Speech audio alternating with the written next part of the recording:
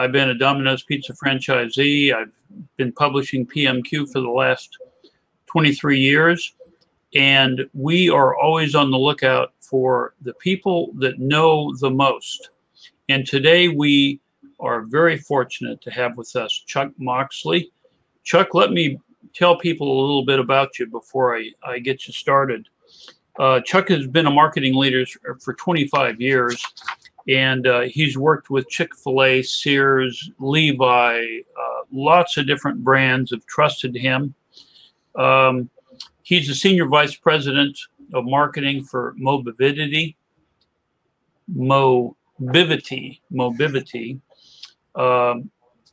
And they're doing incredible things for pizza. So before I go much further, let me just sell you on this segment as being a very important one. This is not just text marketing. This is pizza marketing with real, live, empirical, tried and true information that we have the ability to share with you today.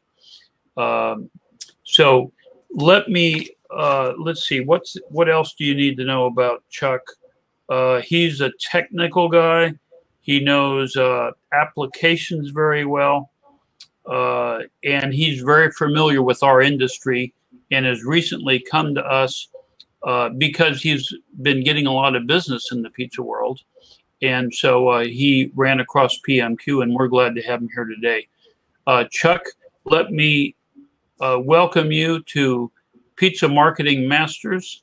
How are you doing today? I'm good, Steve. Thank you. Thank you for having me. I appreciate it. Well, I'm very fortunate to have you. We did a little, we had a little conversation yesterday about what we were going to talk about today. And it really impressed me as not just being another interview. This one is filled with some really good wisdom and insight that you've been able to smoke out because of your recent entry into the market, but also you were there for the entire pandemic, and you've seen how the pizza industry has embraced tech-based technology, and you've learned some secrets that our readers would love to know about. And so what do you think, to start off with, what do you think the most important things people should know about using text in today's pizza world?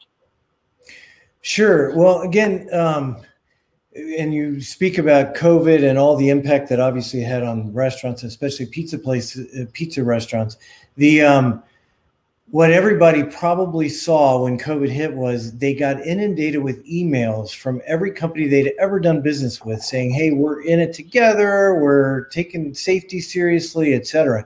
And what we heard in all of that was email became a really difficult channel to reach people. And because of that, where we saw great success was those that already had a text message marketing channel set up, because the text platform, I mean, if you just compare the open rates, the engagement rates. So the open rate on text messages is 98%. The open rate on emails is about 20%. So when you kind of compare that to some of the other channels you have to reach, you know, night and day. And for those working through the pandemic and being able to tell people, hey, our dining rooms are closed, but here's how you can still do business with us.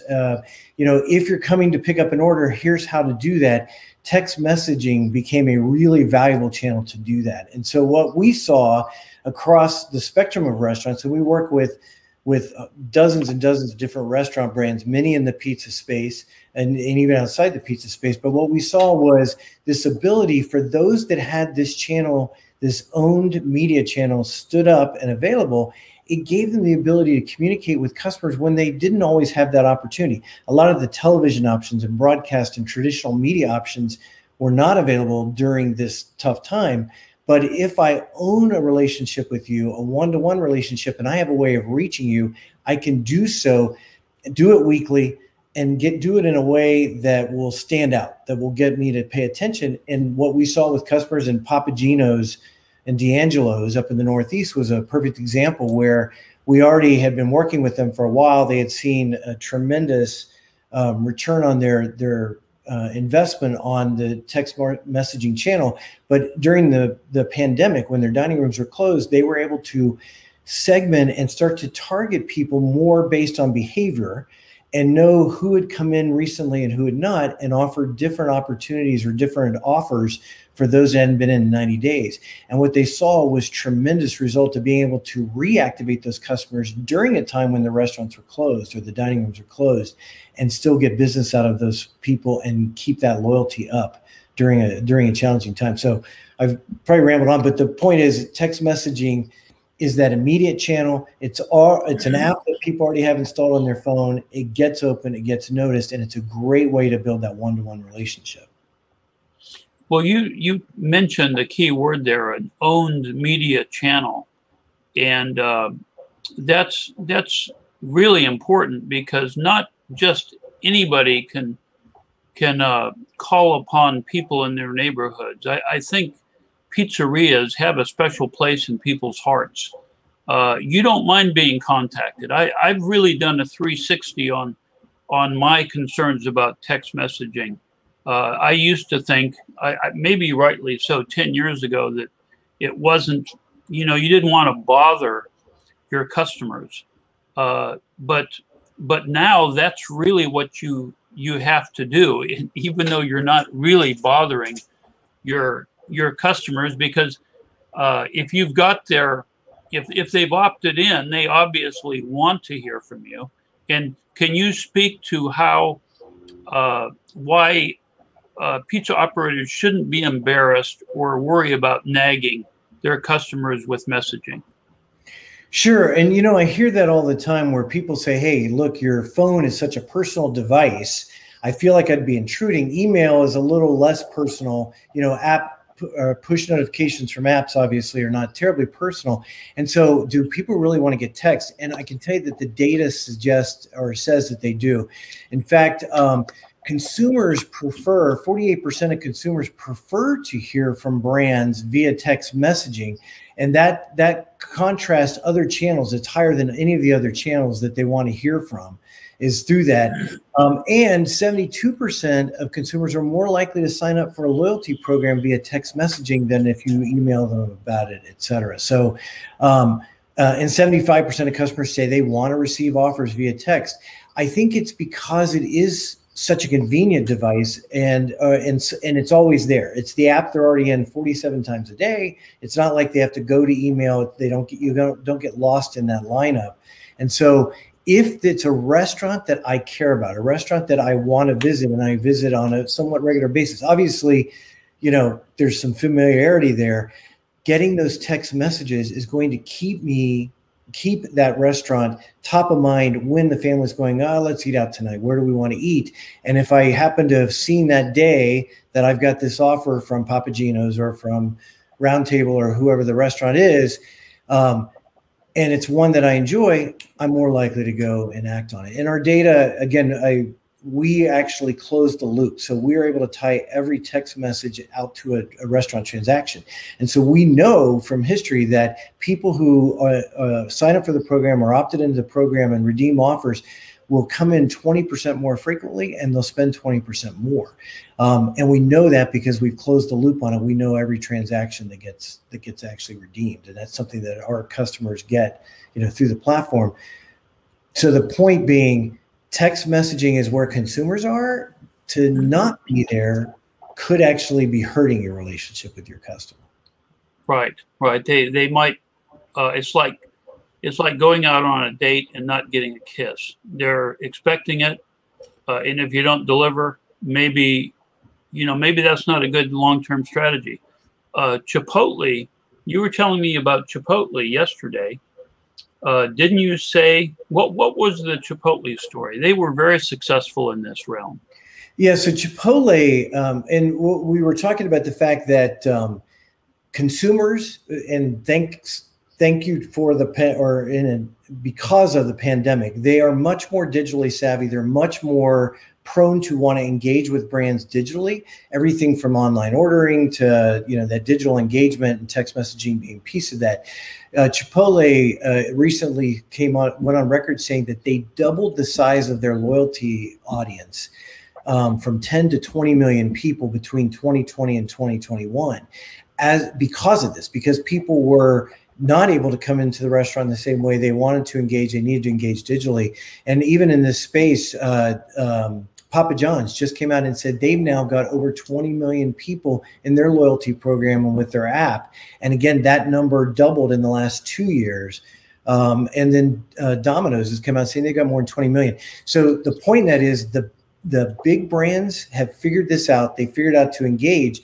And the reality is the consumer has a limited amount of phone real estate, right? They're only going to download so many apps, and they're only going to subscribe to so many text messaging programs. You're not going to subscribe to 30 restaurant text messaging programs. So the opportunity for pizza operators today is to get out there, get the channel built, and start to get people to opt in, start to engage with them on this one-to-one basis every week, bring them in, because at some point there's going to be that saturation. You want to make sure they're in your program and not in everybody else's program, and you miss that window. And what we see from the largest operators out there, they're going aggressively after these digital consumers. They're getting them into loyalty program, they're getting them into their text messaging program. And so there's a window here to work in that because the speed consumers have moved, I think the restaurant operators need to move very, very quickly as well. Sounds like a gold rush. You need to get in there and get in there while the getting's good. What's kind of scary, or I guess the reverse of that is really what an opportunity is. Not only are your or text customers spending 20% more, but they're making 20% more visits. So that's more than a 20% increase in the efficiency of your marketing. But the big chains know that. Domino's has made such. I actually started investing in Domino's with Charles Schwab because they've been experiencing growth higher than Apple or many other companies. So this is a great time to get into it, and I'm glad that you've been out there, but that is one of the main ways to communicate, probably the darling of the pizza business right now. I'm excited about that. Chuck, I wanted to mention that you're almost like an academic or a professor of this. You've done a lot of thinking about this, and you've got a book being published by McGraw-Hill. This isn't a vanity book. This is McGraw-Hill that's publishing your magazine, and so you're very aware of the principles of these kinds of marketing. Do you want to talk about the book that you've got coming out and what readers can expect from it? Sure, Steve. Appreciate the plug. Yeah. So I've been in direct marketing, digital marketing for 20, 30 years. And so I had an opportunity with a co-author to author a book that will be coming out in September.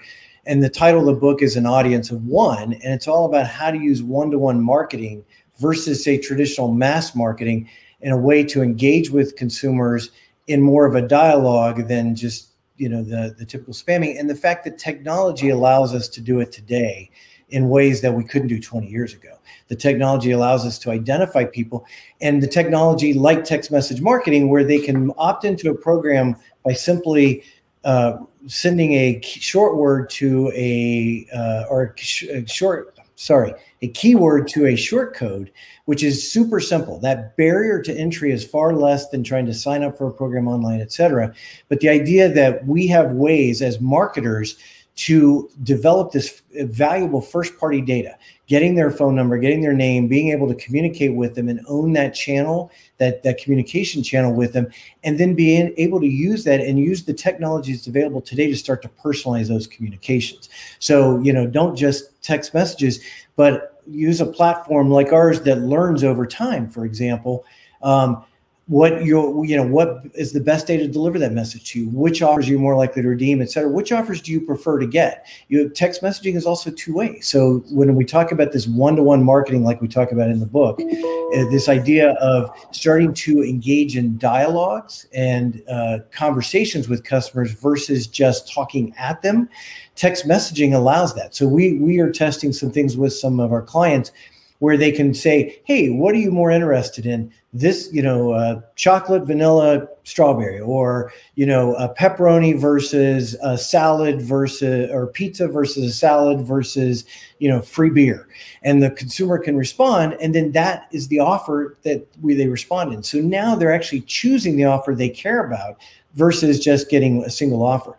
So anyway, to go back to the book, that's what the conversation is about, is how do you start to think of consumers not as this mass you've got to go speak at, but how do you start to engage with consumers on a one-to-one basis, build that relationship, which over time engenders that same loyalty, that increase in frequency and spend.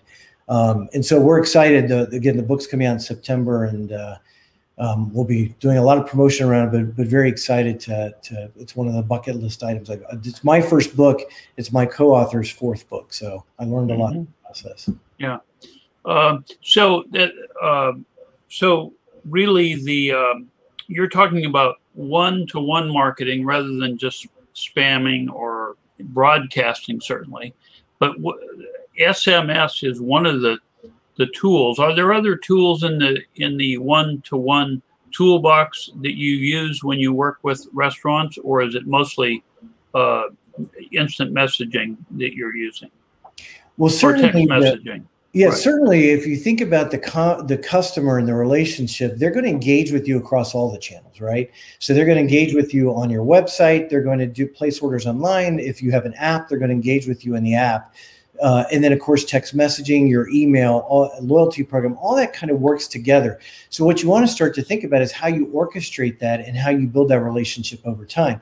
And the key is not to think of them as separate channels. So, and what we see sometimes, we've got some great data on this, because, again, we look at those offers and promotions on the back end and have a whole functionality around that. But what we tend to see is a brand marketer might prefer a certain channel. They invest X amount in their app. So they're like, let's just push everybody into the app. Well, one-to-one approach. So this idea of an audience of one is, hey, I still like to communicate with you via email. Well, I prefer to communicate with you text messaging. I prefer the various channels at different times. Let me communicate with you in the channel I prefer at the moment I prefer, because sometimes a text is more convenient or app is more convenient, et cetera. Don't force me into the channel you prefer, brand. That is a mass marketing approach versus that one-to-one marketing. So what we're seeing a lot of as it relates back to text message marketing is, how do we inject the text messaging into the transactions? And how do we make the online ordering experience better, for example? So, if you think about the online ordering, and again, every restaurant on this call, I'm sure, and listening to this, had to jump in and figure out how to do online ordering, whether you did it through your POS system, whether you did it through a dedicated online ordering system, through your website, et cetera. You all had to jump into action when COVID hit, and you had to change the way you take orders, right? The reality is, that process that restaurants had to put together typically includes multiple vendors, and there's these holes that get filled. So I place my order online. When I arrive at the restaurant, if I'm doing curbside, how do I know where to go? How do I let the restaurant know that I'm there? That's where things like text messaging can close those little gaps and make it a better experience. So overall, the customer has a better engagement with your brand, because if when they place the order, they get a text message saying, hey, thanks for your order. When you arrive at the restaurant, text here.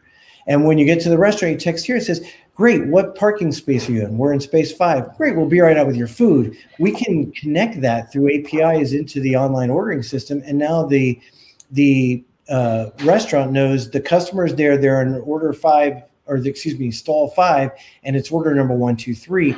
It creates a seamless experience versus they get to the restaurant, they don't know where to go, they call, they wait on hold, they're taking up the phone line. So you can use all of your channels to create a better customer experience, which creates a better, engagement experience for the customer. So all of that comes back to that one-to-one approach and starting to think about how do I engage with each customer the way they want to engage. And as you're talking about that, I'm thinking, okay, you have so many people. When I used to do something like this in the 90s, and I did an analysis. I had, I think, I did a survey. I had 300 customers that were Domino's franchisees, and I had figured out that if you had a database of 3,000 customers, then you were doing about $12,000 a month, $12,000 a week. Have you been able to figure out any statistics like the size of your database translates or can predict what your sales are? Absolutely. And obviously it is a key to it. Once you stand up a messaging program, the key is to get the consumers opted in so that you've got that audience. And we've got a ton of data that can tell us based on the number of customers coming in, and we can actually take your average check and what your frequency is, and then apply some of those numbers like the 20% increase in guest frequency, 20% increase in spend, and quantify that back to help justify the initial expense of bringing it up. We also provide a lot of tools and marketing support to help you get that, because the key is to getting consumers in there, because that's going to drive the revenue. What I can tell you are customers like Papa Gino is seeing a 440% return on their marketing spend with their program. Famous Dave's just came out last week in an article and said that they're seeing a 50x return on their investment in text messaging. So the beauty of it, because we can tie every message back to a restaurant transaction, it's not just guesswork. We can tell you exactly which transactions at which day and time and which restaurant actually were a result of the text message campaign for that week or the message for that week and the offer. And you can start to really fine tune that. And our platform actually automatically learns. So it's that work isn't even on you necessarily. Over time, as we start to get more of this data, we can start to optimize those offers, optimize the messaging to get even better performance. And you can start to predict what the take is. And then therefore, when you understand that each customer you bring in is going to be worth X amount of incremental dollars, you're not afraid to then put some effort behind it and say, hey, we now have an average of 600 people opted in per store. We need to get that up past 1,000. Let's get creative and figure out how to do that. And let's put some additional promotion out, use your social channels, use the various methods you're already using to get more people in the program. Because I know if I get those extra 300 or 400 people in the program per store, that equates to an extra $200,000 in revenue. So let's say you have 1,000, you're a pizzeria, or you're any kind of a business, and you have 1,000 email addresses, and you're just starting out. What would you do? Send an email to them asking for their phone number? How do you get the phone number from people? Sure. So in part of our best practices and part of what we teach you when you come on board, there's a whole onboarding process where we teach you how to stand up your program. We actually equip you with some of the marketing support, like point of purchase materials you might use in your store. And we adapt that for every brand. Every brand's a little bit different. It depends on how engaged you already are with your consumers. But the key to it is typically there's an offer, right? So there's some offer.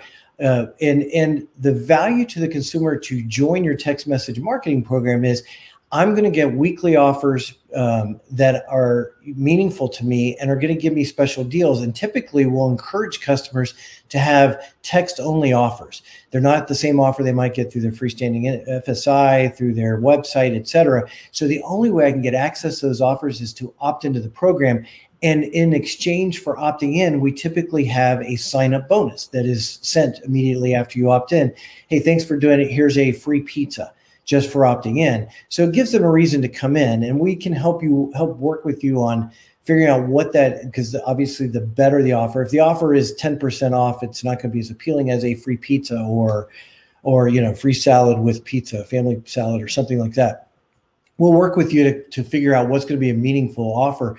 And we fulfill that automatically through the platform. So once they opt in, we'll immediately send that, and we'll actually tell you what percentage of people actually redeem that initial opt-in offer that they get. And then once they've got that, now you can communicate to them weekly, and now you can start to see how those offers are performing. And again, start to look at various customers and which ones are coming in and which aren't. And then you can start customizing those offers accordingly. But there's tons of ways to get them in the program, between pushing it in store, through your social media, through your email, if you've got an email database or a loyalty base. The programs actually work really well together. So if you're in the process, say you don't have a loyalty program, but you want to build a loyalty program, if you've looked into it, that's a 6 month to 1 year endeavor. It's very expensive, right, to stand up a program.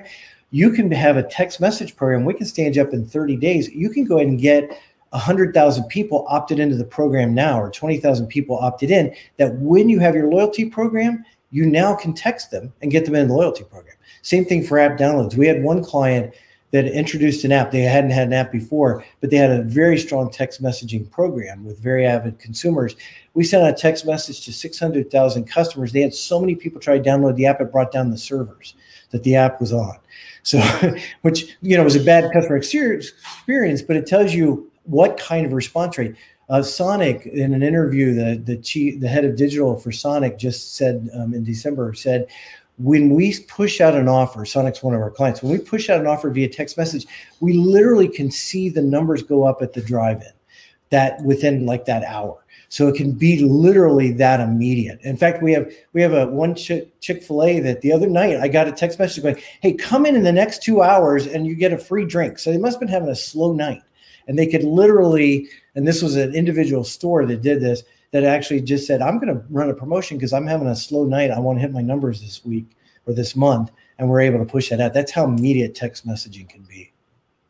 Oh, that's so great. I love these stories. I also noticed that you work with Roundtable. They're like the 10th biggest chain in the United States. What has Roundtable learned about text marketing that you can share? Yeah, in fact, they did an interview in December about the text messaging program, but they talked about how it helped them get through the pandemic, how it's their primary or most responsive channel that they've got, and that it's a critical component of trying to drive that. And we've got actually some case studies on our website of things that we've done with Roundtable, as well as Papa Gino's and some of our other pizza clients. But definitely, helping to drive that frequency, that guest frequency, that spend, as well as the adoption of their loyalty program, and they have the rewards program as well. So it's just a channel that is for today's consumer, and especially if you think about the younger consumers.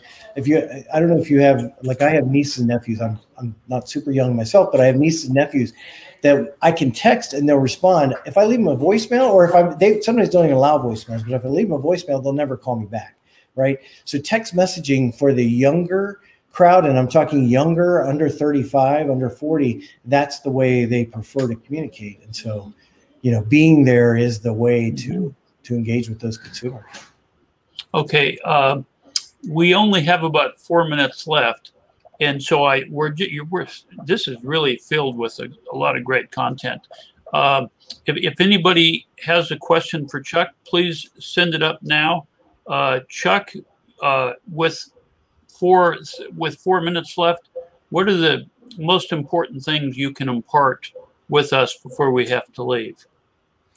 So I would say first is, if you have any doubts about text messaging is where you should be, hopefully we've addressed those, and you're at least convinced to consider it, because I think you'll find, and again, we've got case study after case study where it's been a key driver. But second, time is of the essence, because we still have brands that go, I want to think about it. Let's sit on the sidelines and see how it goes. The reality is, the digital audience is moving very quickly. The consumers are ahead of the restaurant operators in many cases. And so get a program out there. It's going to take some time to get people opted in. We'll help you with that piece. We'll help solve that problem for you. But you need to get started now, because if you wait 2 years until you can really perfect it and you make sure it's on, you're going to now be competing with every other restaurant, every other pizza brand. And, you know, it's going to be a challenge to get those people in. Now's the time to get there. Don't wait till it can be perfect. We'll help you along the way. You figure it out as you go. You get better and you get better. And again, we give you tools to do that.